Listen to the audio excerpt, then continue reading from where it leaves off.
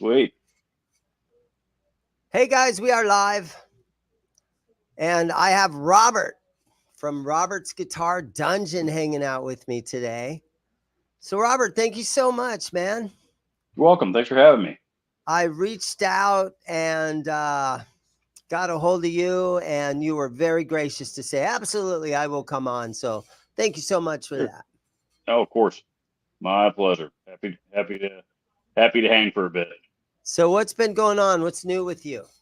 Oh, well, this gimbal for one that I'm messing with. Okay. You know, yeah, it's I mean, I've had some some hiccups here in my personal life lately, which I'm not going to get into the details about that stuff, but it has kind of prevented me from producing YouTube videos as often as I wish as I would normally like to. I usually like to put up 2 videos a week, sometimes three. Your Uh, voice is kind of coming in and out a little bit. is it? I'm hearing just a little bit of fade in and fade out on your voice, but I'm doing this old school style where I don't even have headphones in. Mm, But let us, you guys, there's a few guys rolling in already. Let us know how everything's going. yeah. If you can't hear me, I'll see if I can't figure out. Hey, Janice Law is in here. Sweet, great, Yeah, Janice. we're getting Uh, some guys in here already. Janice, yeah, Janice is actually a pretty regular viewer of my channel. She comments on just that is about cool. every single I video that I put up. yeah, I think we're going to have some of the same people that watch both Mm. channels, Oh yeah, and that most was one of likely. the reasons I asked you to come on. I Sure. honestly, I haven't seen you do any like spontaneous sort of live streams with anybody. I could be wrong. I probably missed them all. No, I kind of backed off on the live streams there for a while because I mean I was doing it for the longest time. I was doing them on Saturdays. Really I'm Eastern time zone, so it worked out to be Saturday. About 1 o'clock in the afternoon, my time. Which is Right. fine, but it kind that's not it was really it's the best time that I have to do it, and it doesn't seem to be the best time that viewers have to do it. So. Yeah, Uh, that's like 3, 4 o'clock, Saturday afternoon out here where I'm at, yeah. which So isn't horrible, but it's pretty good time. yeah. But I Well, see what you're saying. yeah. I mean, well, where are you at? I'm in Phoenix. I'm in Okay. Arizona. Okay. That's more like 10 o'clock. Where you're at. But Yeah. regardless, it's Saturdays are kind of tough anyway. So Oh viewership is yeah, it's kind of. early in the morning. That's right. I remember coming in. I would watch you live when I would come in my shop at at 10, Yeah. 11 o'clock in the morning. I'd sit and watch you live once in a while. Yeah. Yeah. Uh, It was fun. I enjoyed doing it, but viewership kind of went up and down, and then there's one week that I think it drew about 20 viewers total, and I was like, okay, this right, I got right. I got to change some stuff up. This isn't. I'm hoping we can maybe get 40 or 50 people watching us today. Mhm. If we can keep them in there. I got faith in you. There's Quentin James. Can I book a celebrity death match fight with that Robert kid? Man, I did a live stream last night. I did a live stream last night on the Johnny Bean show.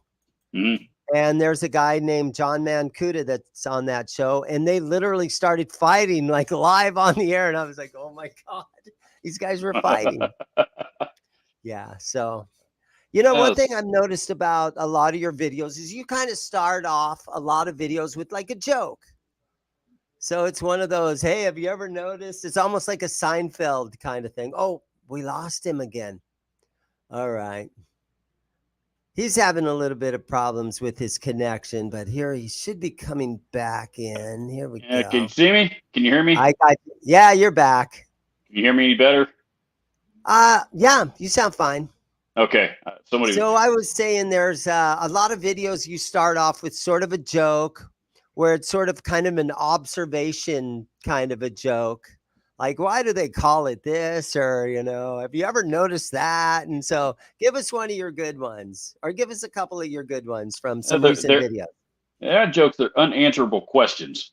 Yeah. They're not dad jokes or anything like that. They're unanswerable questions. Like, why is it that, when we travel by, when something is shipped by boat, they call it cargo, but when it's shipped, shipped with a road vehicle, it's called a shipment. That's true, huh? You know, That's true. They you don't know, put it that yeah, you get something on the truck and it's a college. Do you get your shipment from yeah, yeah. So that's a good I, one. What else you I got? You got another uh, one? why do they call them buildings when they're already completed? Yeah. Shouldn't Should they it be be, called the built? Yeah. yeah, built? Shouldn't it be called the built? Yeah, those are good, Yep. man. You got to keep them coming. I try, and sometimes it gets harder and harder. Because I don't want, I've recycled one or two of them, by accident. Because Yeah. I've it's kind of been a shtick I've been doing for the last, I don't know, couple 3 years now.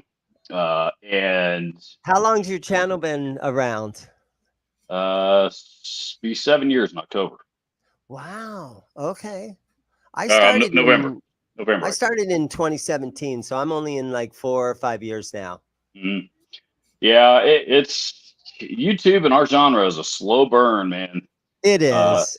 it is a slow burn. There's some channels that I've noticed that have been able to, to gain some steam and, grow pretty large views. And I wonder So, why. How'd that guy get so many subscribers so quickly? Yeah. yeah, yeah, But now you have had videos that have pretty much, sort of gone viral in a way. Some of your 10 mhm. worst, guitar designs or some of the stuff that some of your lists, where Yeah. you list off your 10 favorite solid state amps or something. And Mhm. I mean, how's it feel when you're looking at your analytics and you have a video that's getting, 20,000 views an hour or something like that?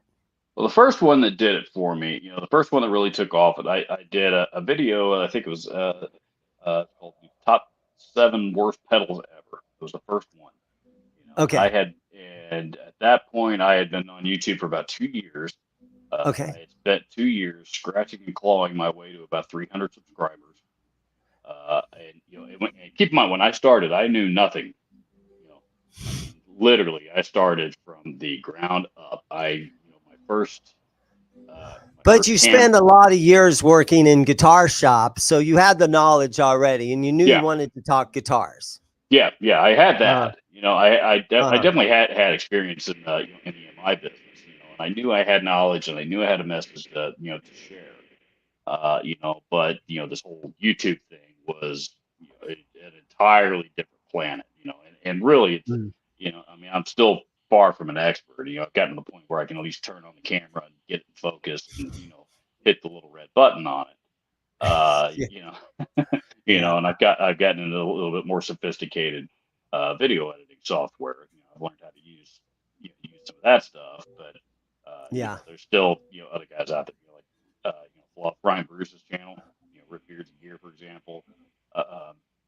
Glenn Fricker. There's a lot. Henning Pauly. Henning might not be fair to compare him because that dude's got like Hollywood quality studio video stuff in his studio. But He but makes a those ton of content. He really does. He yeah, makes a ton yeah, of he does. content. It's all really Yeah. good stuff. But those other guys like Ryan and Glenn, in particular, that come to mind. They're actually really really knowledgeable about not only or really about all aspects of video production. So. Um, so I mean, I've learned from from watching those guys and interacting with a few other people here and there. But getting back to your original question, Yeah, that's all you can do is watch other guys' videos and kind of learn what you yeah, think is good and kind of take it exactly, from there. Uh-huh. exactly. My original intros were complete rip-offs of other channels just because I didn't know how else to Yeah. do it. I Yeah. kind of feel bad about that now, but uh, but it finally I did the worst pedals video.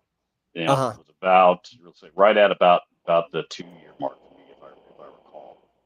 And that's the first one that took off.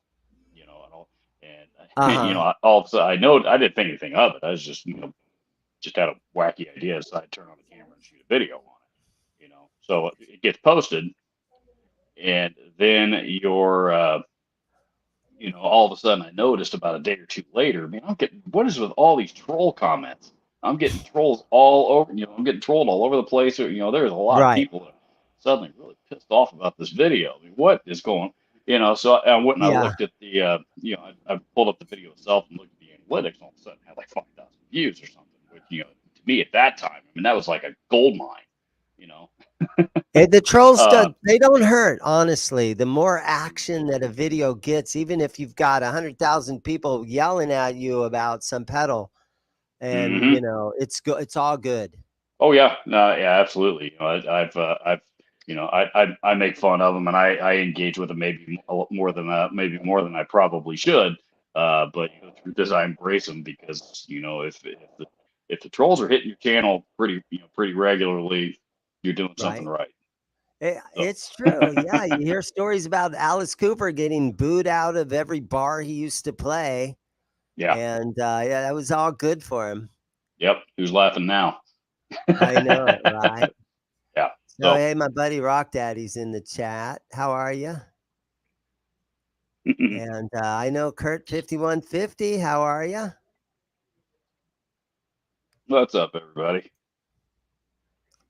Yeah. So, if You know, you guys were anybody was interested in knowing Robert Jackson here, his channel is called Robert's Guitar Dungeon, and he makes a lot of really cool videos. And sure. And so I asked him to come in and do a little spontaneous live stream here in my shop with me, and he graciously agreed to do it. So that's what we're doing today. And my store is actually open right now. I've got some customers in here. And so we're just going to try to see if we can get through this and not have anything too crazy going on in the store. I had to kick a couple of people out because I get those regulars that just want to hang out, hmm you know. Well, yeah, but that's okay. There's something to be said for that too. This, There here is, there's, yeah. in I my love my area, guys that hang out. yeah, and there's, I got a couple stories here. My area in Indianapolis, there, the small private owned shops are few and far between. I mean, It's too bad because I'm having a riot doing this. I hmm started my store about 7 years ago, basically because I found a little storefront that was dirt cheap. I had like 40 guitars and like 5 grand in the bank. And I found a spot that was so dirt cheap. I just took my collection of stuff I got out of pawn shops and everything, and I just started it, and it worked fine. mm I was talking about regulars that come in here. Rock Daddy right here. Where's he at? Rock Daddy comes in here. Yeah. Robert, I like the And worst of everything videos. Rock Daddy's Weird. a regular, and we've actually hit the bars together and we hang out. But honestly, he's probably bought at least a dozen guitars from me. Mm, So yeah, he's sweet. one of my regulars. Yep. You need those I don't people. know if he wants me to admit that out loud that he's bought that many, but yeah, he's a good guy. Well, those are the people that we need in this business. It's By true. a lot. uh, we, here in my, and I don't like to talk about my employer, but I will talk about what I do. Okay. Just as a, and that's not because I'm, there's any secrets. It's conflict of interest, and this is not a company, obviously a company sponsored appearance or video or anything like that. So, but what I do, for my full time job, I sell gear to, the commercial sector. So, Okay. PAs to stuff, PAs and studio gear to Okay. churches and pro studios and touring artists. Right. Uh, That's all the corporate stuff I photography. don't deal with. Right? I Yeah. I I sell guitars, amps, and pedals, and I stick Yeah. to that. Well, Yeah. exactly. And I do still get to sell a little bit of that every now and again, Uh-huh. which is cool. But I I would actually prefer to be selling guitars and stuff because that's really what I know. But Right. so I do that. That's kind of what I consider me doing with on my YouTube channel, and then I handle the commercial stuff at my day job. Uh, but I do, and I don't work out of a retail location or anything like that either. So I do miss being in the retail environment. So I can only see your string wall from here, but it looks you looks like you got a cool shot. Well, yeah, I can kind of show you real quick. So, yeah, here's my string wall. Oh, you got a big string And wall. I just got a bunch of I got an Ernie Ball order that I just got in today. But because I went to the NAM show, I finally got a whole bunch of these SIT strings. Those are I supposed to believe be they're pretty called awesome. Stay in Tune. And the Hmm. thing is, they're about a buck less a pack than Ernie Ball. Hmm. And so every used guitar that I buy, I restring it. And so why not put a great set of these on there for about $1 less, right? Right. So I've got an order of SIT strings in there. And here, bro, I'm gonna let you get that. Sure. Hey, that Leyland bass. Hold on just a second, Robert. Joe, take your time. Goddamn. Go ahead. Oh, What's your thoughts? my thoughts are it's going to need some work, but I like it. Uh-huh. It's a really good one. Uh-huh. I know you've had it for a while. Uh-huh. What would you do on it? I'm in it at like 450. Okay, so if I were to trade you, I'm actually doing a trade right now. You want to be part of this? Do you Sure. mind? Okay. All right, buddy. We're doing a live trade, live on the air, a Lakeland bass.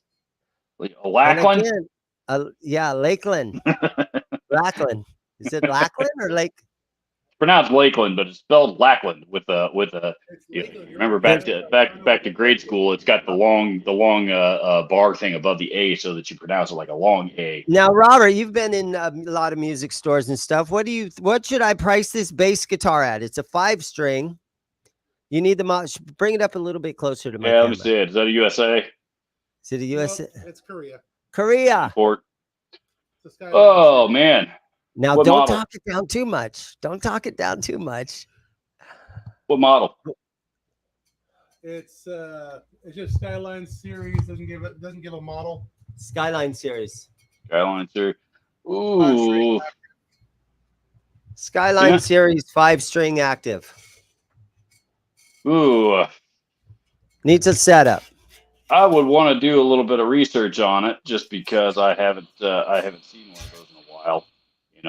But if it were me, ballpark, Yeah. I would say you probably, I would imagine probably get a sell it for about the 650, 700 range. So I would Very awesome. Great. I'd What do want I got a price at? Show that price. Put that price sticker right here in the It's got it camera. at the 6. I got it at 6. You got 6. What do you got in it? What do you got It in does. it? Well, I think You I'm. got 4 I'd have to look in my book. I have an inventory book, but I Mm. think I'm at around 4 or 450 is what I think I So paid for it. That's exactly the number I was going to tell you that I was going Yeah. to tell you to pay for it. So yeah, I think you did all right. Mhm. It'll go. It'll sell. Somebody will want it. I've had it probably a year now. Oh, really? Up somewhere quietly Okay. on that side of the room. Okay. He's gonna go play it for a while. That is something I thought maybe we could do today. Is I was going to grab a random guitar and have you kind of give us estimate, what you think it should go for. Mhm. Thought that might be fun to do. You'll see how good my chops are. With the used market's a little out of whack compared to what it was It is. a year or two ago. Yeah, I know. So you got, that's a $200 guitar, but now they're like $450. It's like, Yeah, wow.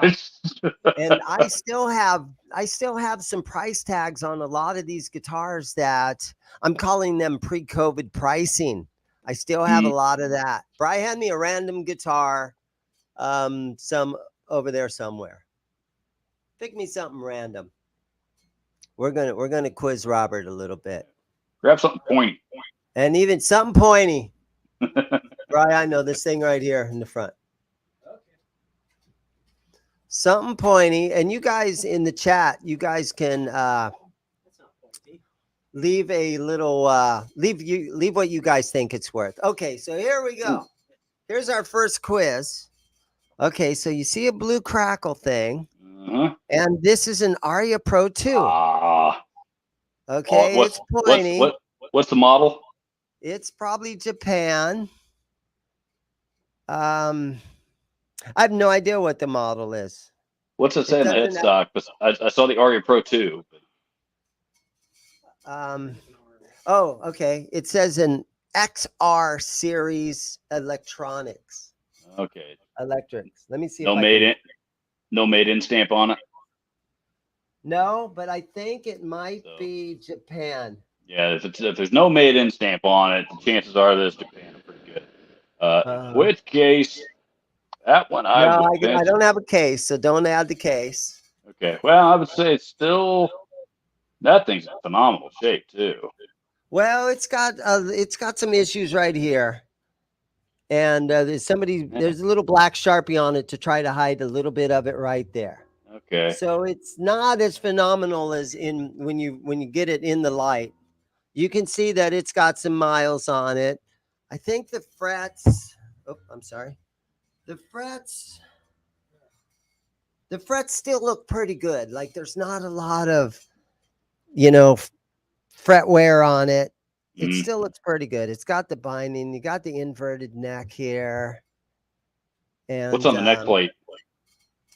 What's on the neck plate? It says Area Pro 2, and it says accurate bolt-on system, and then a number that starts with 90. Okay, so it's a 1990 model. Sounds like those are. I would venture to guess. Okay, hold on. Let's see if anybody in the chat has anything. Smallmouth guy. Wow. Uh-oh, here we go. Wow. Crackle. Yeah, Megatod bought stuff from me. Okay. The FDF band. The wastoids at 550. Well, we're making it easy on you now, Robert, because everybody in the chat's giving you some numbers. But what would you say? If it were me, yeah, and I were standing behind the counter, and I were making somebody an offer on that guitar to buy it into my store, again, that I would probably be in about the $400 to $450 range. That's what I would pay for it. Pay for it as a as a cost. customer. If you were a customer coming in, you would offer if I was a customer and I saw it hanging on the wall, I would expect it to be priced $699, and I would do everything I could to get it out the door for $650. Wow. Okay. So here's what I got her priced at. And here, $400. Whoa.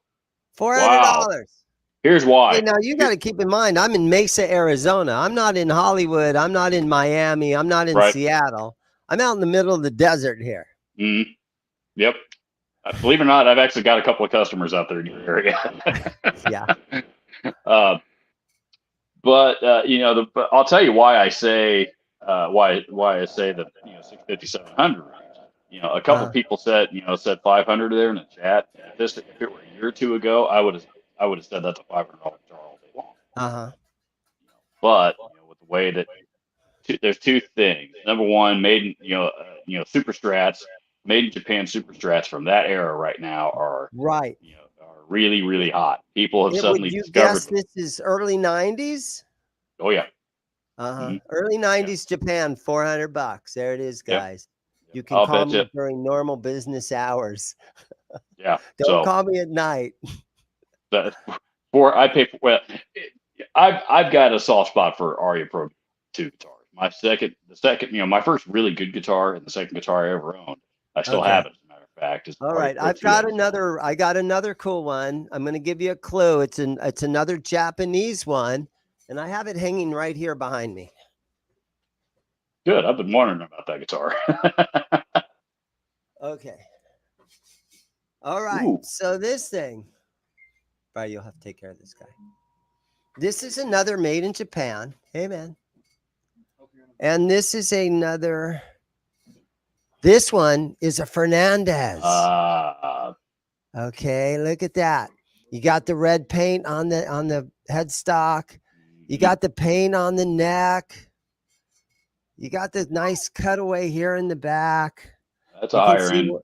yeah, that- you see where it's got some wear. Here on the 12th fret, you see a little it's like a little lizard or a gecko or something on the 12th fret. And I have the guy's name. This is a signature model. And this is the Ken Kitamura. Kitamura. He's a Japanese artist. I wrote his name down. But he's in a band, and they've been described as like the U2 of Japan. And this is his signature model. Wow. So all you guys in the chat, give us some input. What you think I ought to price this thing at? Is that a current model? No, this is it current? Because I'm not familiar with this the art. is I'm not still familiar for with that. sale? I would say probably not. But do we recall what year this is? I think they made them in the early 2000s and then again in the 2010s, but I might be misremembering that. We're guessing it was early 2000s they made them, and then in the early 2010s they made some more of them. Okay. But it's a Fernandez, and you know those Fernandez are all made in Japan. It does say Fernandez back here on the back plate. And you've got some corrosion going on here from his hand. Somebody had a sweaty hand on there right there. Was it actually owned by was it owned by Ken by the artist No, signature? it was not owned by the actual artist. This is his signature model. Okay. But I did notice that. Do you recall what the name of their band was? He's going to look it up for me. Give me 30 seconds. He's going to look it up for me. But it's very Japanese. So very Japanese signature model. I did a YouTube video about it. And, you know, a lot of my YouTube videos are restring videos because I have to, I take a guitar in on trade.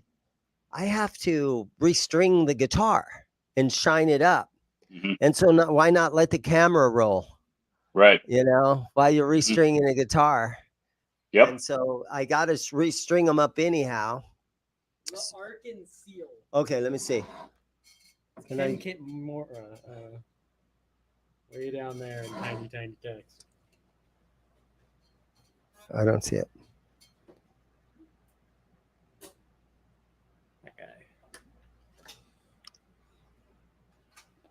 Okay. It's Japanese. I can't even read that. But anyhow, here it is. Give us a guess on what you think this bad boy should be priced at. I haven't seen anybody speak up in the chat, but do I still have it? Tim? Okay, there's a few Okay, people. let me make sure I get in here. Megatod 707's a friend. There you go. That's exactly right. Aiden Mesa, Grand in Seattle. It does kind of depend on where you're living at. Yeah.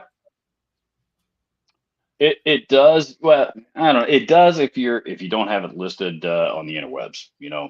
And I don't do that. If you don't sell online, it absolutely matters where you are. I'm pissed off at Reverb. I don't want to pay 8% rate. I don't want to get it 1099 at the end of the year. That is the last thing I need to take over to my accountant is a 1099 from Reverb.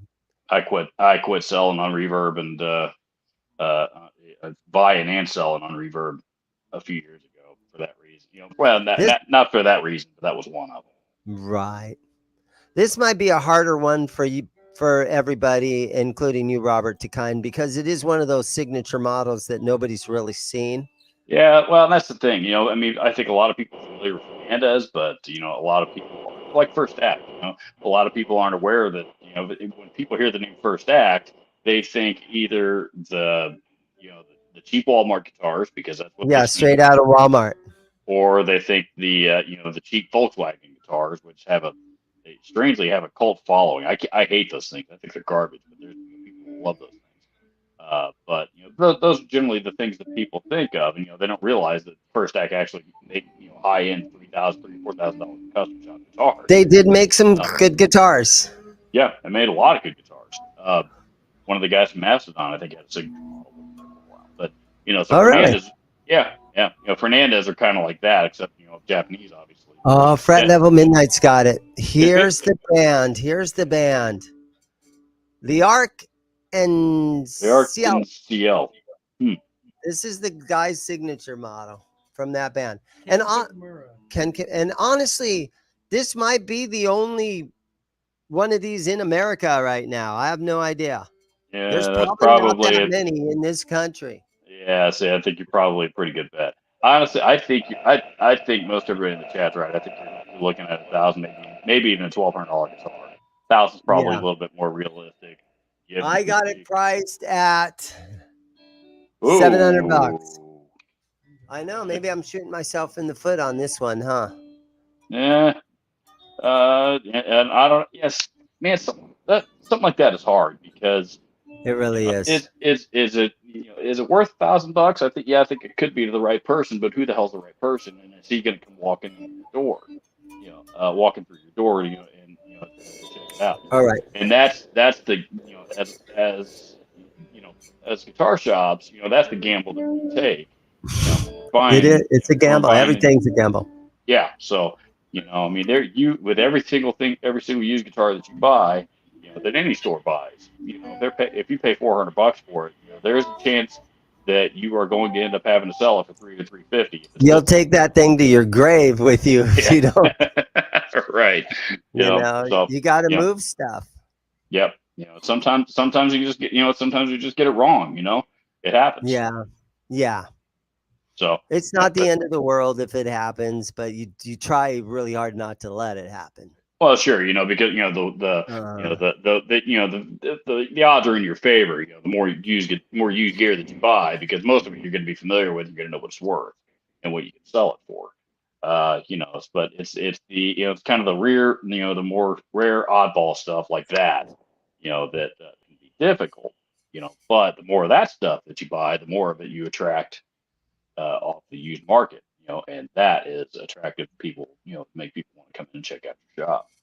And everybody, you don't have to be an expert anymore if you're good on the computer and you can just look stuff up on, eBay and Reverb and stuff. You don't really necessarily need to.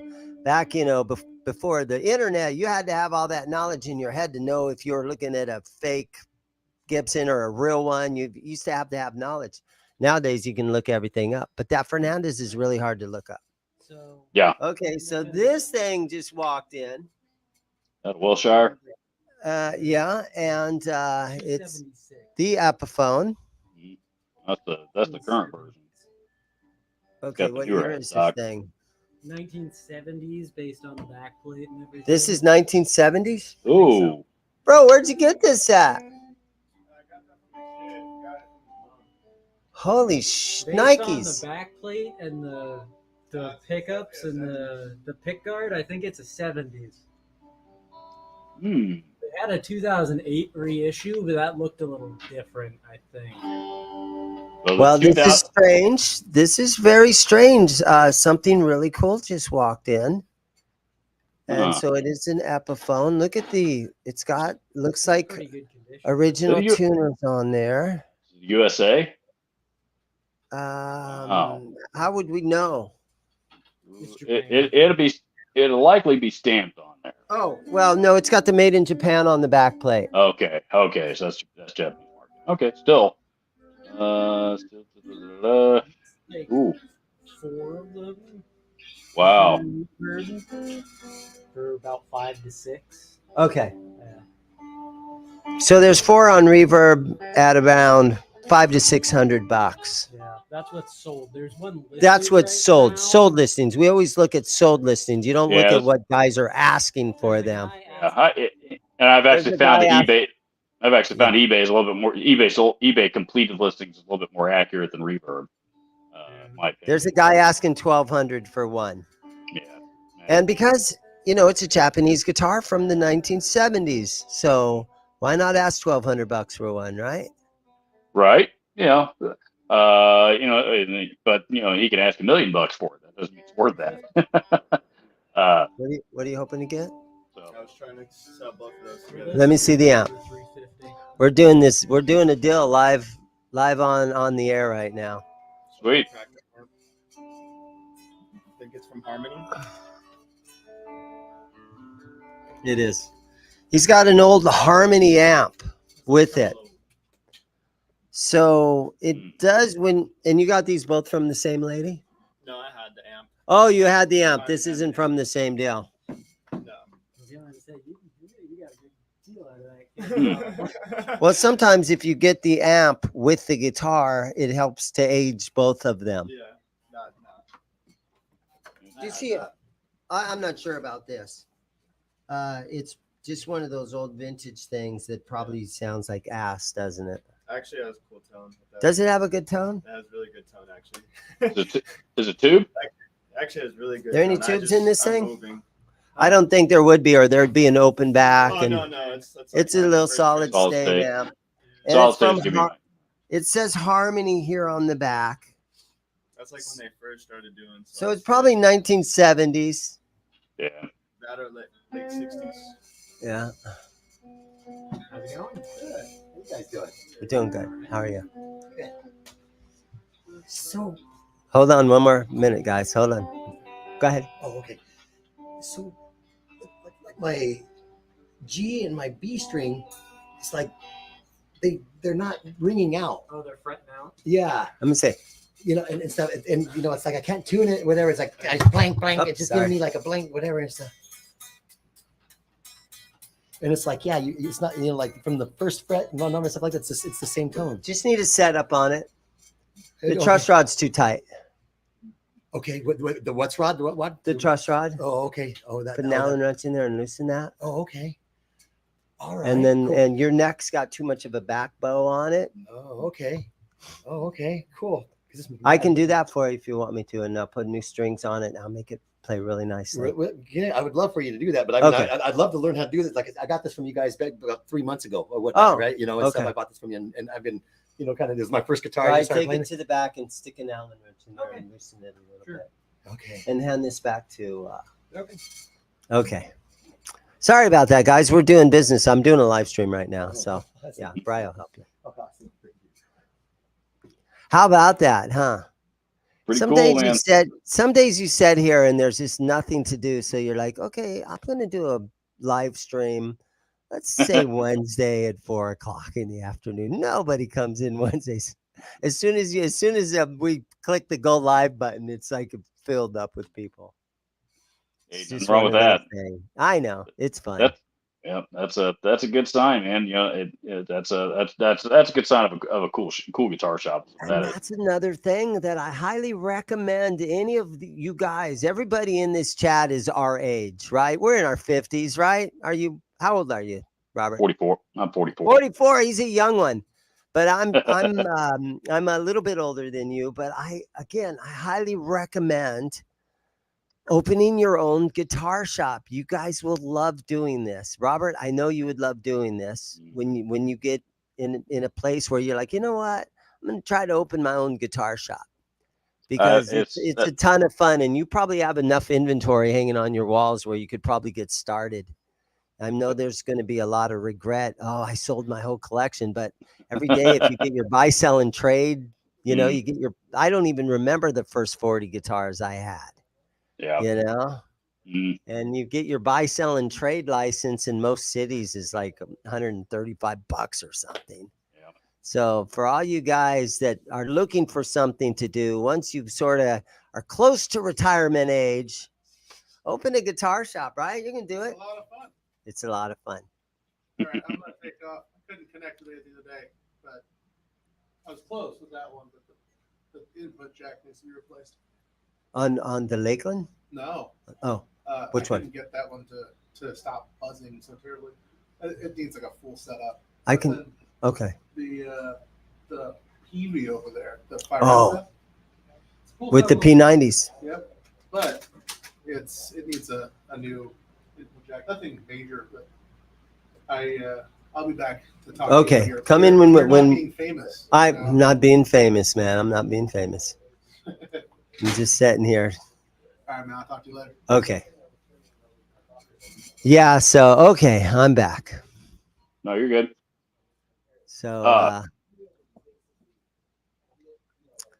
So what kind of video content do you have coming up? Are you got something you're dreaming up on what you're going to do next? But Anything yeah, big in the works?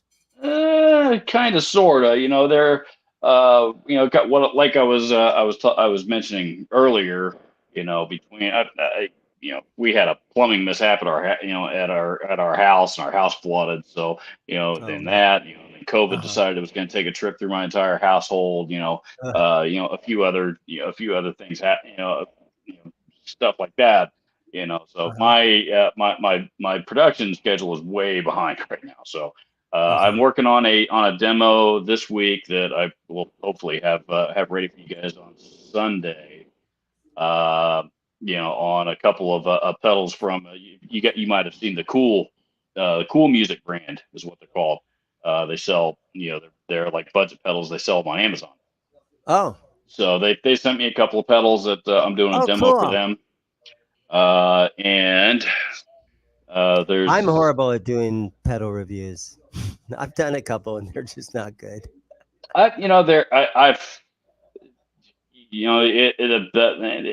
goes back to what we were talking about earlier as well. That really the best advice I can give is just keep doing them, because I mean there's even stuff that I was doing, videos that I did 2 years ago are making me cringe now. And I that's know that's the thing. You gotta, you know what? Believe it or not, I have a friend that lives in the next town over. So he's a half an hour away, but his name is Mhm. Philip McKnight. You guys all know of him. I always Yep, talk about Philip McKnight. we know He Phil. he frequents my store Mhm. every month or two, and we're neighbors, and I feel very happy and privileged to have somebody like McKnight that lives right down the street. Mhm. And but he's told me back in the day, he goes, "Hey, you remember how Warrant did that song Cherry Pie? And now they cringe when they see They that hate playing that video. song. They hate it." And Janie Lane, rest in peace. Yeah. But Well, so don't do videos that you're going to regret later in life. And mhm. I'm like, yeah, okay, but I like that Cherry Pie song, dude. No, you know. Yeah. That's yeah. I think that song, because I'm a big fan of that band. I saw them live a number of times, and I was real sad to hear when Jamie Lynn passed. Right, right. But I remember seeing him in an interview talking about it, because that was a great song. It was a great record. CC But DeVille played lead guitar on that. That's CC DeVille on the lead. They gave him the lead. They brought him in the studio and said, "Go on, CC, give us a lead for this one." on Cherry Pie, Yes. Swear to God. no, No, I'm dead really, serious. Yeah, that's fun fact. I didn't know So that. is that your genre of music? What I mean, what were you into? Were you a hair metal guy or what? Oh yeah. Well, Oh, cool. I grew up. Yeah, I mean, I'm a child of the '80s. A young child of the '80s, but a child of the '80s I'm an nonetheless. old You know, child of the so 80s. yeah, so hair metal, thrash metal. I mean, Metallica and Kiss are probably my two all-time favorite bands. Right. But I got into Kiss, later Kiss. I didn't get into the '70s paint stuff. Was when they were doing. Ace was pretty much already gone. So you Oh were yeah, a but you I got know, into that stuff later. Got into right. that stuff much later. But I mean, Bruce Kulick is still the best guitar player Kiss has ever had by far, in my Okay. opinion. Yeah. So, What about the old Van Halen stuff? Are you a Roth fan or the Hagar fan? Or would you have to flip a coin I depending on what day it is? if it came down to, I mean, I guess really I'm a Van Hagar guy, yeah, at Okay. heart, because Hmm. because Sammy Hagar, in my opinion, is just 10 times the front man that David Lee Roth ever was. Okay. 10 Yeah, times the vocalist anyway. I get that. So yeah, and and Sammy Hagar is one of the coolest guys on the planet. I mean, how can you not like Sammy Hagar? So so I guess I'm a Van Hagar guy, but those, especially those, like those early David Lee Roth Van Halen albums, they got some really great music on it. They really do, don't they? Yeah, Ain't Talking About Love is one of my all-time favorite songs. So Yeah. I was lucky enough to be able to see the early Roth stuff mhm. live. So I went to the 1980 Invasion album. I saw them because I would just go to the Coliseum downtown Phoenix every year when they would show up. So I've probably Right. seen them back with Roth. I'm going to say 5 times because I saw Wow. them every year that they showed up. I went to the US Festival 1983 in San Bernardino. And then I saw the tour from 5 years ago, what was the album, their last Van Halen album, A Different Kind of Truth. I actually Yeah. did go see that tour too. hmm So Oh, yeah, so you I've saw. seen a lot of the David Lee Roth stuff. That one had Wolf playing bass on it, Yeah, right? Wolfie was the bass player. hmm And then just recently, I had a friend of mine, a customer that comes in here. He goes, "Hey, I have a ticket to go see Wolfgang. You want to go?" And I'm sure, let's go. So I was able to go down and see Wolfgang play at the Marquee Theater in Tempe, Arizona, and it holds maybe 2,500 people or something like that. And hmm Dirty Honey was their opening act, so I Okay. did go and see Wolfgang too, and big fan. Bought a T-shirt. That's what you got to do to support the guys. You got to buy Yep. the T-shirt. You got to go Yep. to the shows and buy the T-shirts. That's where they're making the money. You make if you're one of those people that complains that concert T-shirts are 30, 40, $50. Well, there's a reason for it. There, What's get, the you're getting venue there in Indianapolis or Indiana that you would go to? What's the big venue? the like the national acts come through. Yeah, There is like if there's the big one is well there's three. okay. Four if you count Lucas Oil Stadium where the Colts play, which as you can see behind me, I'm kind of a diehard Colts fan. Now But the whole Def Leppard Stadium tour, the Def Leppard Motley Crue Summer Stadium tour, are they going to come through there? they're the most popular venue is the outdoor amphitheater that is at once upon a time it was called Deer Creek. So people that have lived around Indianapolis for decades still call it that just out of habit. Now it's called Ruoff Home Mortgage Music Center, and Oh, it's about a mile that way from where I'm sitting. So I'm close enough I can actually hear the concert from my back patio. There's another smaller outdoor stage at a venue downtown, actually right next to the Indianapolis Zoo, uh, called White River State Park. I saw Rob Zombie there a couple of years ago, and a few other killer. bands. It's more of a standing room. There's not really seats. You kind of just stand Just there. pile in there. Yeah. So and then That's a good. Oh, and of course Lucas Oil, where the Colts play. Lucas Oil's Okay. that's the stadium. That's like if the Rolling Stones are coming through town, that's probably where you're going to see them. You know, Right. uh, and then there's the arena where the Pacers play, which is called it was called Conseco Fieldhouse, and then who is it now? Yeah, it's just some other bank, put their name on it, Fieldhouse now. Ah. uh, but that's where I saw Metallica. Everything changes their name every 3 or 4 years. A new sponsor or whatever comes in and buys the place out. Nowadays. Yeah, welcome to corporate America, right? I So know, right? yeah, but it's a really cool arena. I've seen a couple of shows there. I saw Metallica. I got to see Metallica from the front row, which was a dream come Wow. true.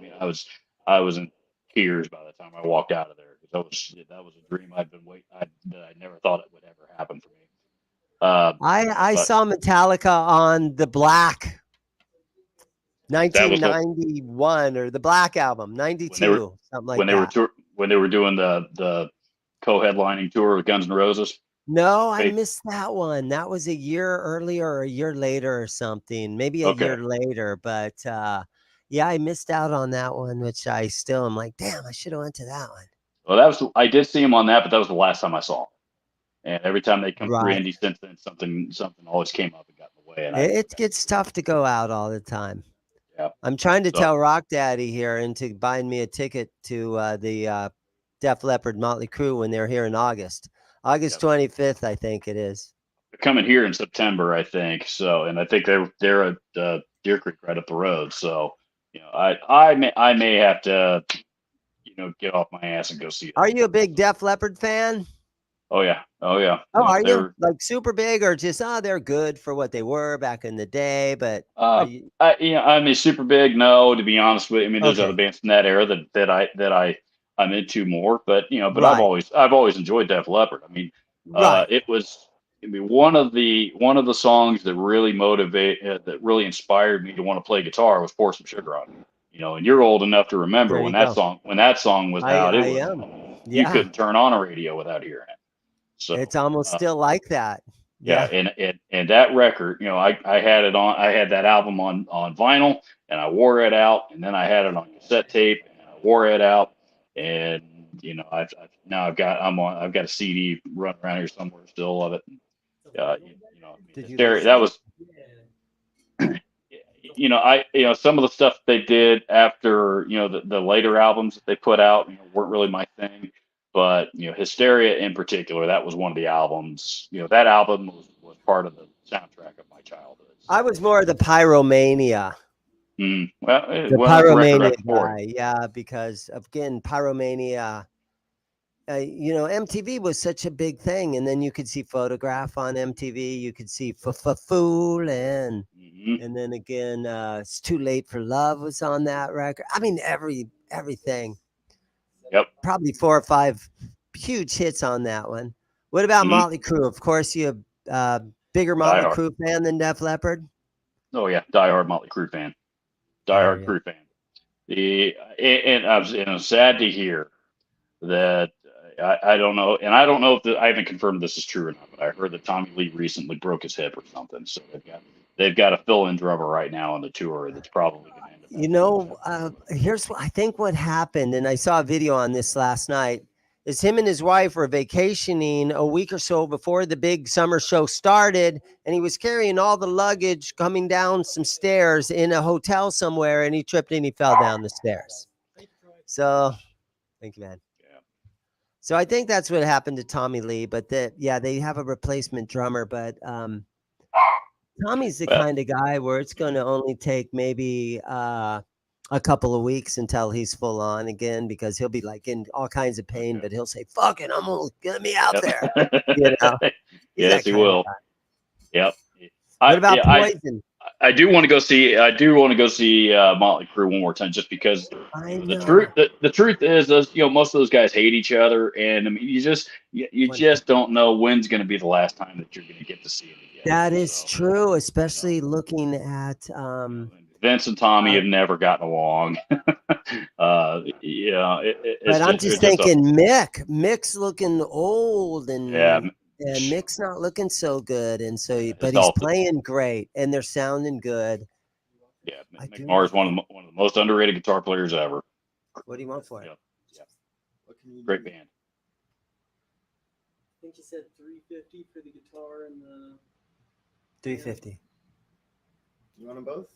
Yeah, $350. Okay. All right. I got to write you a check though. That's all I got. Yeah. Okay. I can go cash it anyway. Okay. Yeah. What about Poison? Were you a Poison fan? Yeah, love Poison. Okay, cool. I love Poison. CC DeVille is actually one of my favorite guitar players. That dude shreds, man. He's amazing. He's amazing. You know what? Honestly, and this might be freaking people out, but if for some reason a band like Dream Theater or somebody needed a guitar player and said, CC, we're giving you 3 months, man. We know you can do it. We have confidence in you. CC could pull that shit off. I'm 100% convinced CC could pull off that gig if they offered it to him and they gave him, enough rehearsal time to do it. Right. From a skill standpoint, I don't disagree with you.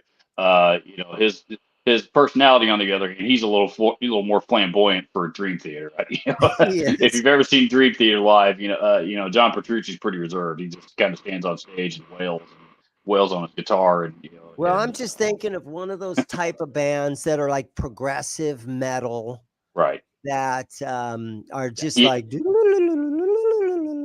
kind of stuff. He could pull that off.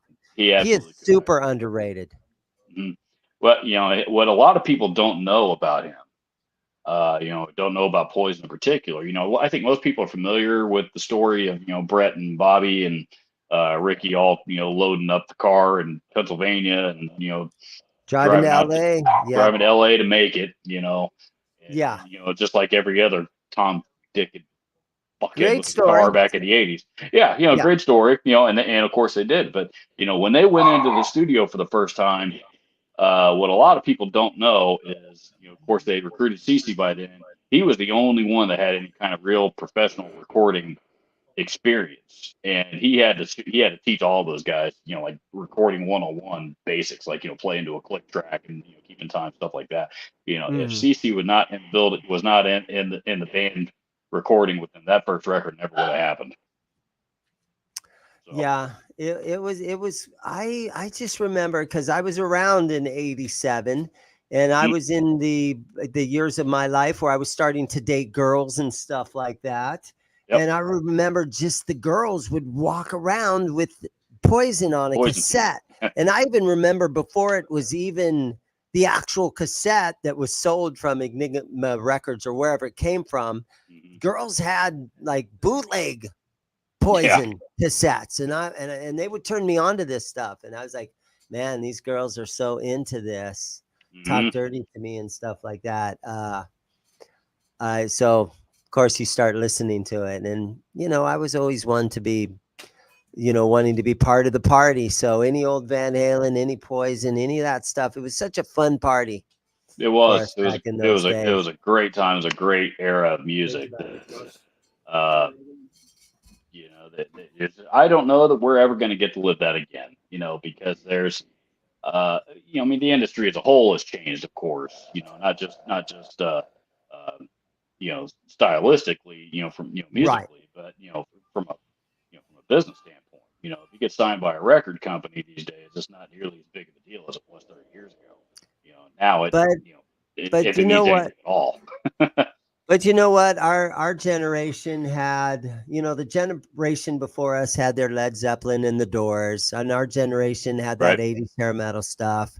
And then Mhm. we had the pop punk of the 2000s.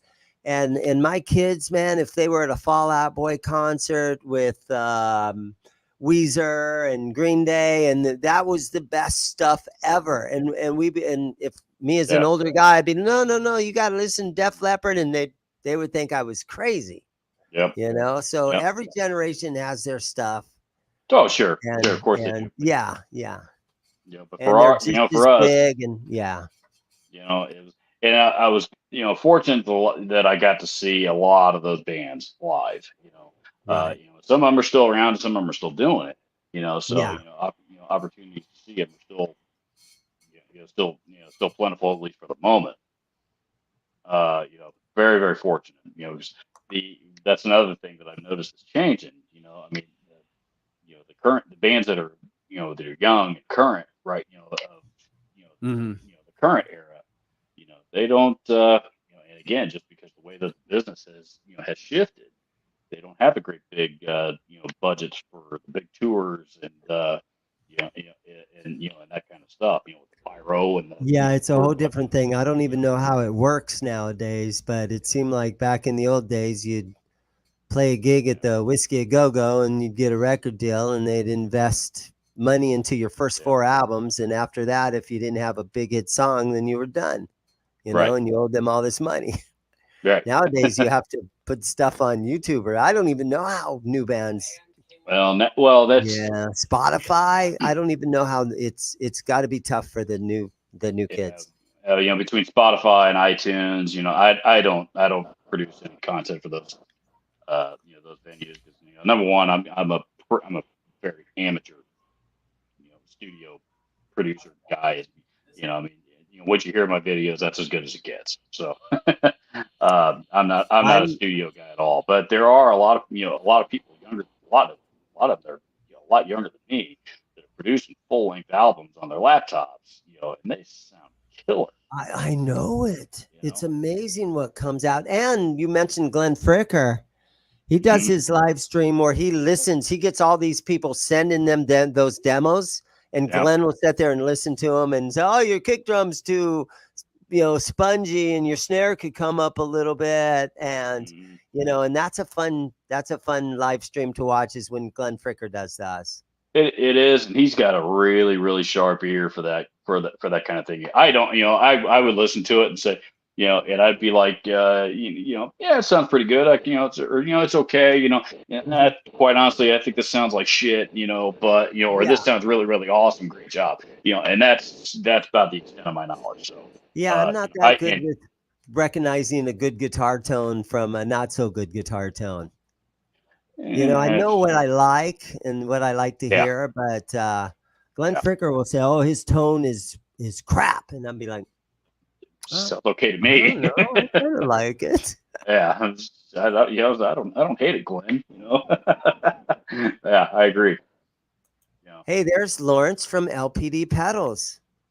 I Lawrence, how have. are you, man? You have no idea how many viewers I have had tell me, dude, you need to try LPD pedals. You need to get LPD pedals on the channel. So, Lawrence lives right in my same town of Mesa, Arizona. We're on the oh, east sweet. side of Phoenix. Yeah, we're friends And on Facebook. We're he makes we're friends on Facebook. So we've okay. communicated. A little bit. I'm certainly familiar with it. Facebook him and send him a message on Facebook. Say, send me something. Reach out. He'll send you something. You guys can make it happen. We'll talk. We'll chat. Yeah. You guys chat. He'll send you something. He's a great guy. I've heard nothing but not just great things, but top notch things about those pedals. So I am absolutely curious. You got any of his pedals in your store? Yeah, let me show you what I have. I actually have them right here. Brian, hand me these LPD pedals. How convenient is that? Yeah. And my son works here with me, but let me just show you what I kind of have here. All right, so here's one that I have. And here, let me move this out of the way. 74. Okay, I've heard about that one. You guys are doing awesome in the chat, by the way. Thank you guys for watching. All right, this is the LPD, and this is the 74. I've heard a lot about that one. And that's his older script logo, I'm going to call it. And I have it priced at full retail price right there. Now you guys can negotiate with me. But this I would believe would be a preamp. And so I have the 74. And I have two of them. So for some reason, I ended up with two of these. One's new, one's used. Somebody traded one back in for some strange reason. This is the 60. Here's a 68 Deluxe. Okay. And this one is used. Yeah. I'm assuming that's gonna be a take on a Deluxe Reverb. Your guess is as good as mine, to be honest with you. Okay. Uh-huh. Yeah, he's got a sticker on the back here. Uh-huh. And then I have a Javelina Boost. I heard about that one so too. He does a lot of boosts and he does a lot of preamps. Mhm. And this, I'm going to say in your clean channel, this is going to give you a Stevie Ray Vaughan overdrive kind of a thing. It's a nice overdrive. In your dirty channel, it's going to give you a little EVH Brown sound in your dirty channel. So it'll boost both channels of your amp. Cool. And then I have the LPD. What is this thing? This is the field generator. Field generator. Okay. Yeah. So let's see. It's a boost. And it says cloak. So Lawrence, if you're still in the chat, what's your boost generator here?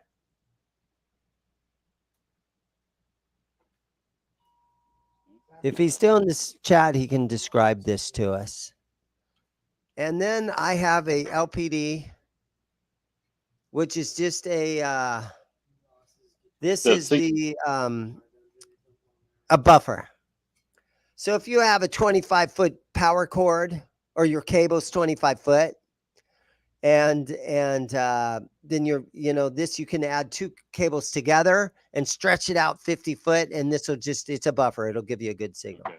So this is my random collection of LPD pedals. And again, I have these because Lawrence is right here in my neighborhood. And I'm peeking through the chat here right now. He says the 68 is actually a Marshall Plexi.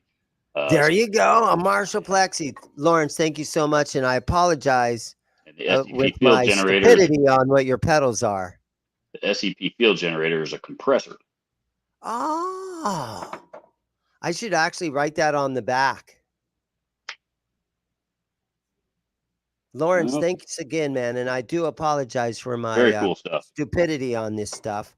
Now, describe real quick what our what the 74 is. The 74, I just saw he had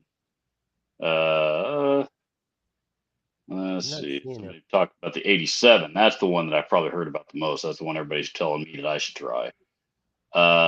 Where is the let me scroll back through the chat here again. 70. A Marshall Plexi, man, you can't beat that, right? A 68 Marshall Plexi.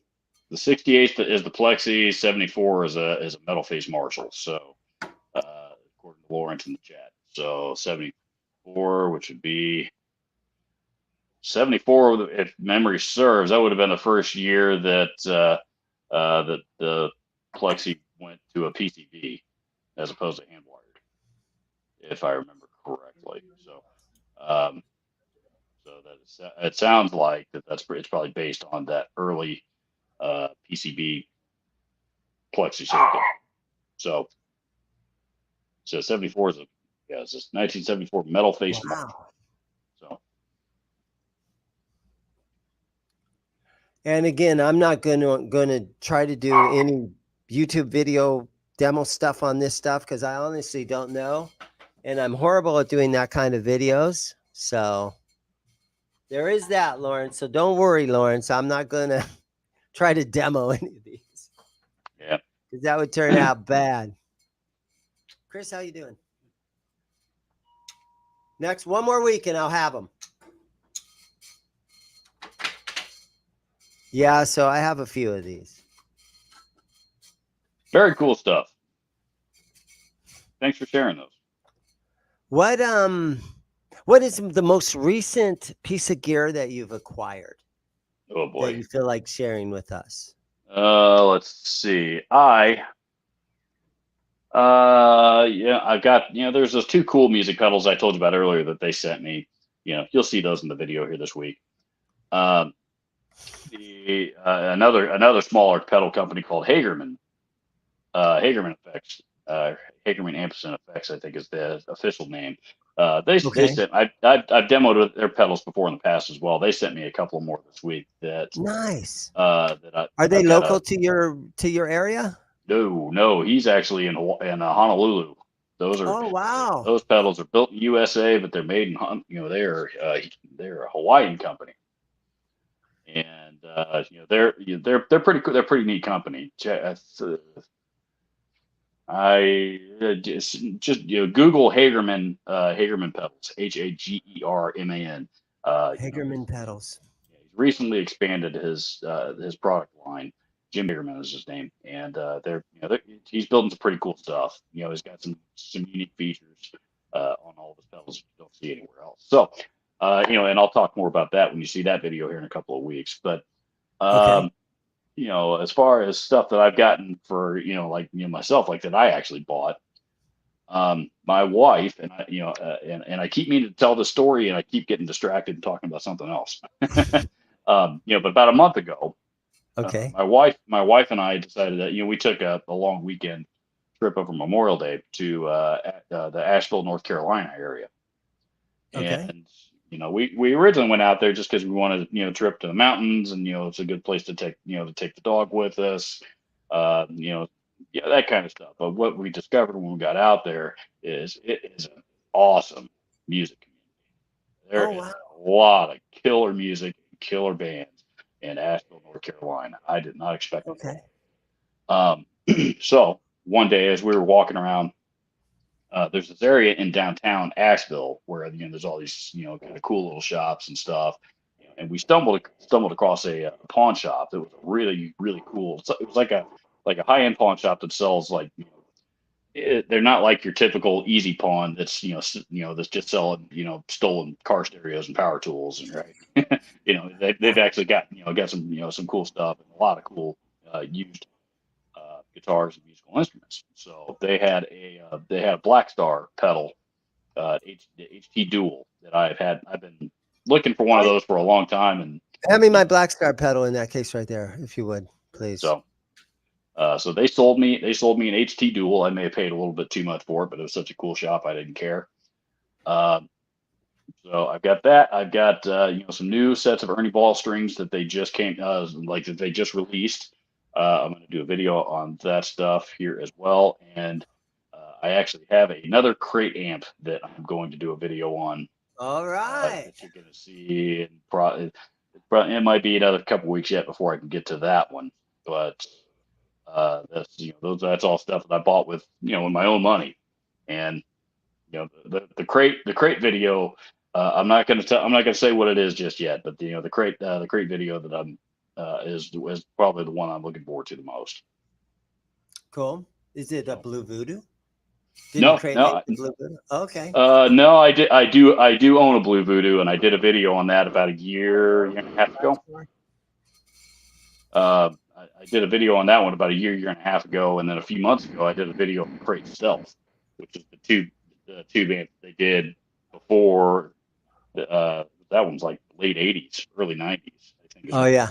That one's designed by Lee Jackson, when he was working for Amtech. Okay. Does this look anything like the Black Star pedal that you bought? That's the one. Yeah, here it is. The HT Oh Dual. no, what's my price on it? $139. Do you pay more than that? That's right. That's pretty close. That's about it. I think This they has have its own power supply that goes with it. 16-volt AC. So you got to make sure you get the right power supply with it. Those Black Star HT, the two pedals in particular, they've got some of them take a 16 volt, some of them take a 22 volt. One I did discover, because I own the metal distortion out of that series called the Dist X or something like that. But when I bought mine, it didn't have a power supply with it, of course. But I did discover that you can find aftermarket power supplies for like $25 or something on Amazon. Yeah. Okay. Yeah. You got to go on Amazon and get a lot of power supplies. It happens so many times. Guys sell me pedals and they don't have the power supply. And I'm like, bro, come on, man. You got to bring the power supplies in. 80% of the time, it's not that big of a deal. But, when you get something like that, that's not a standard 9-volt, then, yes. If it's a standard 9-volt, it doesn't matter. But anything, proprietary. That was something that we always struggled with, not just with pedals, but a lot of things. When I was at the store, when I was still working at Guitar Center as a manager all those years ago, that was one thing. Most of our guys were and gals, were pretty good about something oddball like that walked in, making sure that we got the power supply, or that we had we were able to acquire one somehow easily, for the next person to buy it. May or may not have always worked out real well. That is one thing I sort of struggle with down here, is getting the right power supplies for things. Yeah. Those Black Star ones, I can tell you though, because I had to buy one, you can get those on Amazon. They're relatively yeah. And they do the job. So. All right. So what else we got going on? How long you want to go? You got anything else? Any questions in the audience? That's a good idea. Anybody watching in the chat, give us another question. Okay, Quentin's got the Blue Voodoo. Yep, I love my Blue Voodoo. My first Blue Voodoo, which was, I had a BV120, and I have another one now. But the first one I had, that was my first tube amp, and I've since found out that's a lot of people's first tube amp. Going back to our conversation about CC DeVille earlier, he was actually one of the early endorsers of that amp. He played with Blue Voodoos for a long And time. Sammy Hagar was too, wasn't he? Sammy Hagar had a signature version of that amp called the Red Voodoo. Oh yeah. And also both guys from Megadeth at that time, Dave Mustaine and Marty Friedman, were both Blue Voodoo players back in the 90s. What happened to Crate? What do you think? What do you think honestly happened to that company that gave them such a bad reputation? Are they still even in business? Are they in business? No, well, what happened was, for the longest time they were owned by a company called St. Louis Music. Okay. And St. Louis Music eventually sold Crate and Ampeg, Mackie, and a few other brands that they had owned at that time. They sold them to another company called Loud Technologies. Yeah, because I remember getting the old Ampeg 412 guitar cabinets, and it would say SLM on the back where you plug it in, St. Louis Music. Yep, that's what that stood for. Mm-hmm. St. Louis Music sold Crate and a few of those other brands off to Loud Technologies. And that was right around the early 2000s, which was also right around the same time that Line 6 really started gaining some steam. So, the stuff that Crate, because if you remember, before Line 6, if you were just getting into playing guitar, chances are it was a Crate or maybe a silver-sided Peavey, but most likely a Crate. That was your amp. It was certainly my amp. Yeah. But now, or you'd end up with a little Fender Frontman or something, but there was no good gain in any of those. Yeah, there's the Gorilla amps. There was others. There's other options out there, but at the end of the day, they were all serving about the same purpose. Meanwhile, late 90s, early 2000s, along comes Line 6, and they're putting out these amps with all these hundreds and hundreds of features on the inside of them for the same price that the Crate amps were selling for. And Crate just didn't seem to have any way to compete. And Loud Technologies just decided to take the brand and hang it up on the shelf, and that was pretty much it. And they've never done anything with it since. That's to me anyway. That seems to be what happened. As far as where they're, the Crate kind of earned a bit of a bad reputation as well. And what we're discovering now is most of their bad reputation seem to be rooted in they had a really distinct, like nasty, gnarly, high gain distortion sound out of their solid state amps. A lot of people didn't like them. I mean, I've got a soft spot in my heart for it, even though it's it may not be the greatest guitar sound in the world, but like I said, I've always had a soft spot in my heart for that old Crate sound. But what a lot of people are discovering now, that so much of that was because of those cheap, crappy speakers that they put in those amps. You take one of those old Crate amp heads from the 90s, you run into like a good Marshall cab or a good Mesa cab, and a lot of people now are doing that, and they're discovering what they were missing, what they've been missing out on all along. They're actually pretty good sounding amps when you're running them through. And it's kind of the same story with Peavey. I mean, Peavey, are they completely out of business now, or are they just doing like PA systems and stuff? Oh no, Peavey, you're still around, going strong. Are they? Oh yeah, they just came out with a new version. Oh, with the Viper, Peavey Viper amps. Yeah. Yeah, and that's where. Oh, but it's their guitars. It's their guitars that are not being sold anymore. Yes and no. There for a while, of course, they were back in the 90s and early 2000s, especially their Wolfgangs, were really popular, obviously, because of Eddie Van Halen. And then Eddie left Peavey, went and started his own company, and now everybody's all gaga over the EVH guitar. Here recently, in the last couple of years, Peavey have actually they brought the what they used to call the Wolfgang, they now call it the HP24, the HP2, or something like that. Okay.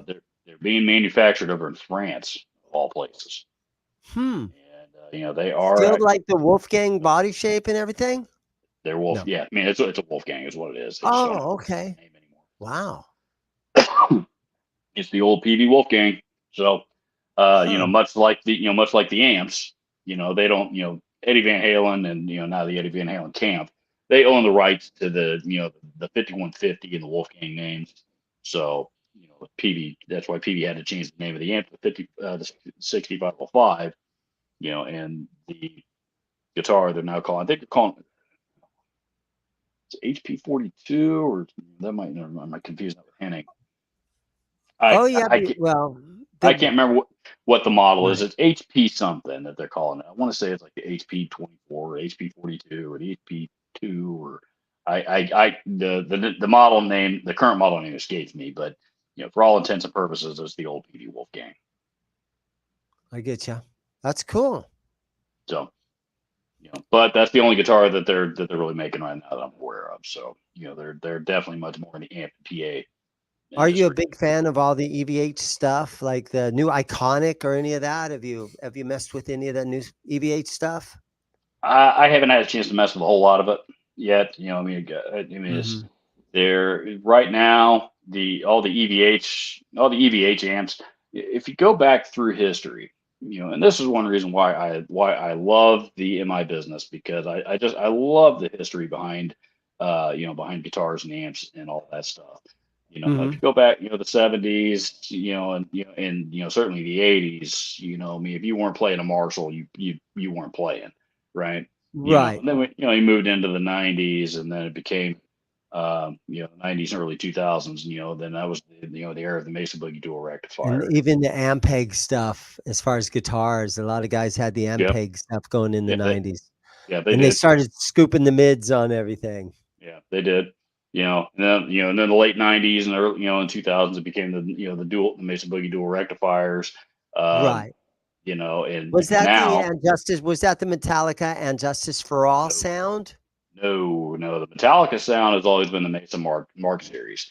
Okay. Anything from like the Mark II C plus, that's the valuable vintage one if you can find it. That's the one that all the early Metallica stuff was recorded with. Well, actually, even some of the later stuff. I think James Hetfield still has his original Mark II C plus that he recorded all those early stuff with. Still has it. But you can get those sounds out of just about any of the Mesa Mark series amps. So Awesome. uh, And same with Motley Crue, Mesa Boogie, right? Mick Mars has used a lot of stuff over the years. I know he was a Marshall guy in the '80s, early '90s. Surely you've heard that Motley Crue's self-titled album, the one without Vince, the one that had John Corabi as the lead singer on it. Oh yeah, I've heard some of it. I mean, the track that they were trying to push on radio, I heard that one. Yeah, the That's John Corabi actually stuff. that's actually a killer record, and guitar players, a lot of guitar players think that was the best sounding guitar tone that Mick Mars ever got. I know he used a VHT power amp on that album, as well as a couple of as well as a Marshall or something. It was a really, really, yeah. I think he had a lot of stuff going on, but I never have been able to confirm exactly what he used on that record, but it is a monster guitar tone. Right. So but to Yeah. me, it's Good interesting. stuff. Uh, there's just certain specific amps that just that defined a genre, defined an era. And that's what Yeah. EVH What stuff right now. about the Rockman, like the X100 that did all the Def Leppard and the Tom Schultz stuff? Have Yep, you been Tom able to Schultz. experiment with one of those things recently? Not recently. I would like to get my hands on one though, because they're that big. Yeah, they're uh, yeah. Uh-huh. and they are, Tom Schultz. Tom Schultz is a really unique guitar player, because he if you look at all the stuff that he's really invented, including the Rockman amps. I saw a I video of it know. recently. It's amazing that not only did he create the Rockman, but then he went and used that and created probably one of the best records of the 1970s in that first Oh yeah. Boston album. So hmm yeah, he was busy. It's paid off for him though. I saw a video on YouTube of him about a year or so ago. I think it was, somebody was interviewing him in the studio or something Uh-huh. like that. But it was in his own studio, and behind him he just had racks and I've seen that. racks and I've seen that. racks with nothing Yeah, but all Tom Schultz. I mean, I all Tom know. Schultz studio gear, and they were all, it was all different, compressors, mic pre's, and guitar Yeah. preamps, all that stuff. And he designed Amazing. every Amazing single one stuff. of them himself from the ground up. He's a I really I good love guy. that. I mean, Mutt Lang, right? He was the one that kept using that in the Def Leppard stuff. Mhm. This Satriani, Surfing with the Alien. I believe that whole album used that. Was that a rock man? Wow, I didn't know Yeah, that. and then of course all the Boston stuff. Yeah. Yep. Of course, the most famous of those records is was the Boston. I think it was Boston's first album, wasn't it? Yeah, you know what? And when The it second album. here's what's back in the day, didn't matter what kind of car stereo you had or what kind of boombox you had. When it came to the heavy part in those songs where it was just that the two guitar tracks in that distorted song, you could turn your car stereo to 10 and it sounded awesome. And then as soon as the whole band kicked back in, you'd have to turn it back down. Right. But every time there was that guitar break, Mhm. oh yeah, you could just crank it to 10 and didn't matter what Yep. ghetto blaster, what car Yep. stereo, what piece of shit you were listening to. Mhm. It sounded great. And there was I think they just had a lot of mids in the sound, which is the opposite of what guys were doing 20 or 30 years later, where they were scooping all the mids out of everything. Right. So yeah. Yeah. I'd forgotten that Def Leppard used that amp on those records too. I'm pretty sure it was. The stereo was, yeah. Stereo The was a rock. whole I damn forgot all record. about that. Uh-huh. Yeah. Sounds like he's played through about 4 Marshall stacks. It's really good stuff. Mhm. Yeah. RJ, the YouTuber RJ Ronquillo, I believe his last name is, does a demo of the Rockman. In this I saw video it. is Seen it. probably did you see that? And he was Seen playing Def Leppard on it, and I was like, damn. Yeah, he's a great guitar player. I actually do have one though. And I have it in I don't have it here at the store. It's at home in my closet. Mhm. And I have it in a plastic bag that's all sealed up, and it's in my closet at home. Mhm. And there'll be a day when I want to use that thing. But 2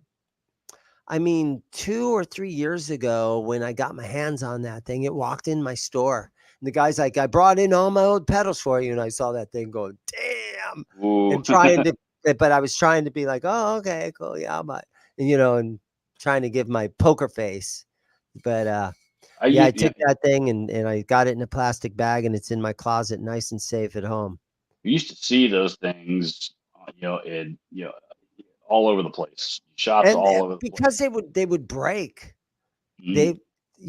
They would not function properly after a while. The knobs would break off and the sliders would get dirty, and so they'd be in the thrift stores and stuff 15 years ago, 20 years ago. Yeah, even 10 years ago. Now they're 10 like years, gold. Yeah, now people are paying a lot of money for them. I think the price was when I looked about 18 months ago, maybe 2 years ago, they're like bringing like $600. And so I bet they're even more than that now. I bet they're I'll 7 bet or people 8 pay, or yeah. I bet people paying upwards of $1,000 for them now.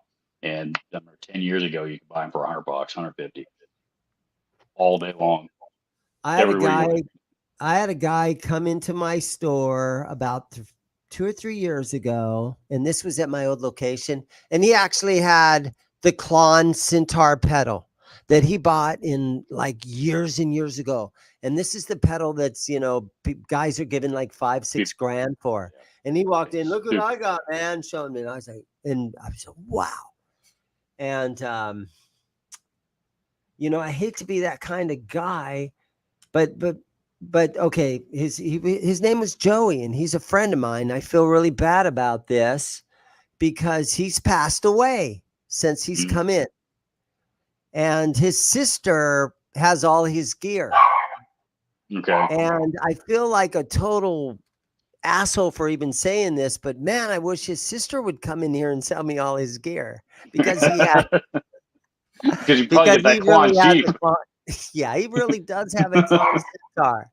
And so I'm sitting here every day going, where's Joey's sister at? I feel bad, but because he was a friend of mine, and he was one of those guys that'd come into my shop once a month, and we'd sit and just jam, and Yep.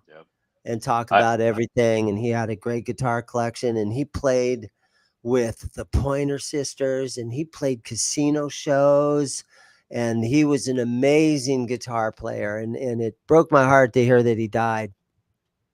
And his uncle, I actually reconnected him with his uncle, because his uncle came in, and he goes, "Do you know Joey?" I said, "Yeah, he comes in here. I haven't talked to him in like 15 years." And so I reconnected an uncle, and but yeah. yeah. And this is that business where you capitalize. I hate to say that word, but you capitalize on when old guys die, and the women bring his inventory into here. And it's happened a couple of times, and you're happy that you are the beneficiary of that, but then at the same time you feel like a chump for doing it, I mean, that's, I mean, if you're the store that happens to be, if you happen to be the store that, the new widow is walking and lugging all that stuff in with, I mean, I know. there's a right and a wrong way to handle that, because There I, is. I I remember, there was one time, we had, that exact situation, Right. and somebody came in. Well, there's two of them. I got two stories that I'm going to tell. Okay. Uh, one of them, the first one was, a widow, husband had just passed away, and he had a pretty awesome vintage guitar collection. I mean, he had, there was a '70s artist Les Paul in there. There was I think it was I want to say it was a '60s Super 5. Some old Gretsch, country gentleman, stuff like that. I mean, there's some really, A really country cool stuff. gentleman. Yeah. Yeah, Yeah. but like a '60s, country gentleman, really, really cool stuff that you don't run across every day, and stuff that, and not modified, no mods or repairs or any major repairs or anything like that. In any of it. It was Oh, just really nice stuff. yeah, Kept clean. So we told her, she's like, this is my husband. He loved this stuff. Um, but he's not here anymore. I don't have use for it. Can you guys take it off my hands? And I said, yes, absolutely. Let me do some digging on this. And usually when we would, make an offer on most anything, but vintage stuff in particular, we would decide, as me and the manager or whoever else is involved, we would come up with a window that we needed to be in, and we're going to Mhm. start. We're going to start, kind of, towards the lower end, maybe not the bottom, but but the bottom to the middle, and then if Mhm. we have to work our way up to the top, that's what we'll Mhm. do. But in this particular instance, we said, let's give it a good price. She's Just not go straight to the top right at the beginning. yeah, this stuff meant a lot to her husband, and she's not here Mhm. anymore. We owe her that. So we gave her, paid her as much for it as we possibly could. Mhm. And every she was happy with the offer, the experience, and that was the important thing. We of course we were able to make a bunch of money. Not a bunch, but we made some money on that stuff when it all sold. Um, so I think in the situation like that, it's being empathetic, Right. was was the right way to go into that, and that's No, I've bought guitar from recent widowers like that. And Mhm. after they sell me their collection, I'm hugging them and stuff, Yeah, yeah, and patting them on the back and stuff like that. And they're so happy to get a hug and everything. It is really, it's kind of a weird spot to be in. it is, and and again, that's the empathy is the best thing that really you can offer those people in that situation. There is another time, um, that me and my, at that time, the GM were both, we were hanging. It was a slow, I don't know, it was a Wednesday or something, early morning, Uh-huh. early Okay. afternoon, late morning, early afternoon. A couple gals, maybe in their 20s, mid 20s, walked in carrying this beat up, and I mean beat to shit, Les Paul Jr. Right? I do. You know, I mean the finish had been stripped all the way off of it. It was down to the bare wood. For the most part, you know, I'm looking. She's like, you know, this belonged to our uncle. He just passed away. You know, we just need to clear out the space. Can you guys, you know, is there anything you guys would be willing to give us for it? You know, and I said, what are you guys looking to see? You know, they're like, I don't know, you know, $50. You know, it's, you know, like I said, you know, we're more interested in clearing out a space on it. So, you know, so I got this guitar in my hands, right, and I'm looking it up and down. Honestly, what I'm looking for cracks or any reason not to buy this thing because this, Yeah. I mean, it's even it is Gibson, but you know, in this condition, I mean, I'm going to be, I mean, sell it for $150 or something, maybe. I mean, I'm looking for any excuse I can to not. Oh, it was get all out of beat it. up, huh? It was all beat Oh, up. the finish was completely stripped off of it. You know, the dings and nicks and scratches. I mean, it had some miles on it. Serial And number left on it, or did they sand over that? that's the thing. You know, I flipped it over. You know, it was a neck through. It did have a set neck, so you know, it's not like it was a cheap bolt on, but you Uh-huh. know, but I'm looking at the back of the headstock, and all of a sudden I notice it's got this real faint 5-digit serial number stamped into it, hard stamped. Uh-oh. Uh-oh. You know, it's like, you know, And did the first one start with a 9? all of it, yeah. That's all A of a sudden 9 and then a space and then a few more numbers. yeah, it wasn't a 9, but it was a 4, and Oh wow. you know, so I'm or something like that. So I'm, you know, Yeah. I looked up at it. I said, do you guys have some time that I can wait? I just, you know, do you have some time you can hang out while I do a little bit more research because I want to make sure that I know what I've got here before I make you an offer. Yeah, people don't Yeah, worry about that. People don't complain about that. yeah, Everybody's yeah. willing to So say, you know, okay, they said, yeah, that's you know, they said, yeah, that's fine. Go ahead and do your thing. So I went back. You know, I took it back to the office. I took some pictures. And, you know, and sent them out to you know, a couple of our vintage guys out in Hollywood. You know, you know, and I said, you know, what do we got here? You know, I think this is what this. You know, I think this might be what I think it is, but Mhm.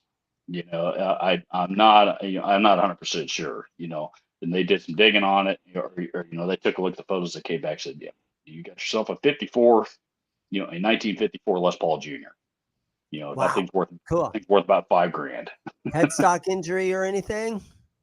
No, just Looks super clean. the biggest issue with it was the finish was stripped. Had it had the original finish on it, it probably would have been worth about $6 or $7 at that time. This is about 10 years ago too.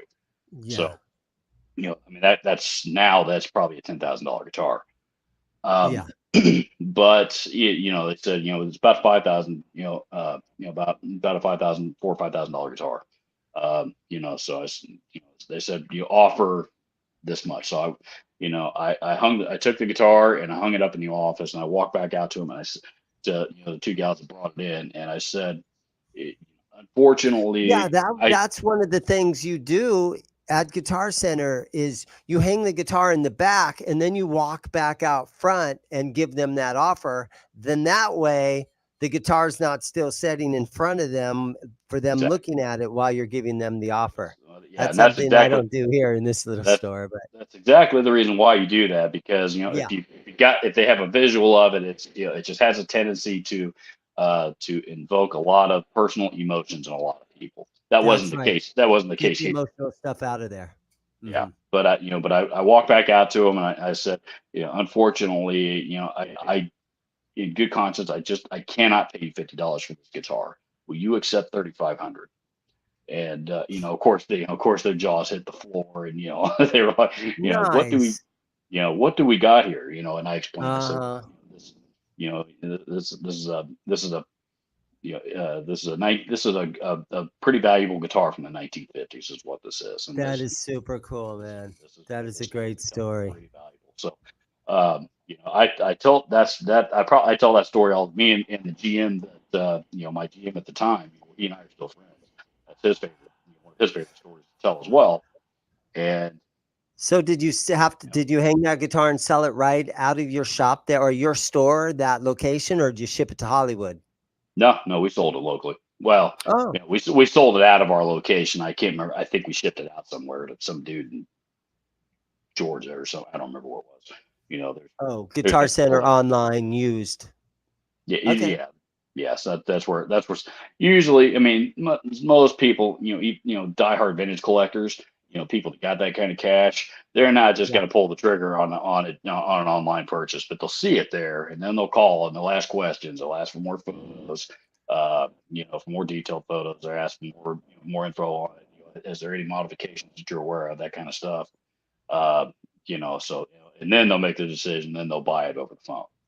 So Yeah. usually how that worked. And that's where, because I own this shop and everything in here, that's where it was a great day for you that day that happened. But for me, man, it'd be like winning the lottery. Right. If something like that, because I could take that thing home and hang it in my bedroom over my bed or something, I get to own that thing. No, I didn't get to take it home. Yeah. I didn't get to take that one home, unfortunately. Yeah, So. that's too bad. Well, hey, Robert, thank you so much for coming on. I think we're going to wrap it up here. It finally Cool. did get quiet in my store. I was like, oh, yeah, I'm going to do a live stream and nobody's going to be in here on a Wednesday. And it was packed in here and it was crazy. But thank you so much for coming on with me, man. Oh, of course. Absolutely. Thanks for inviting me. I had a great time. We're looking at 33 people still in the chat. All you guys, thanks for hanging out. I'm seeing a lot of regular faces, but I'm seeing some other people in here that I didn't recognize. So all you guys, thank you guys so much for being in here with us. And Robert, maybe we can do this again one of these days. You bet, man. Just let me know. Okay. Thank you guys for watching. Later. Thanks, guys. Okay. Robert, thank you so much.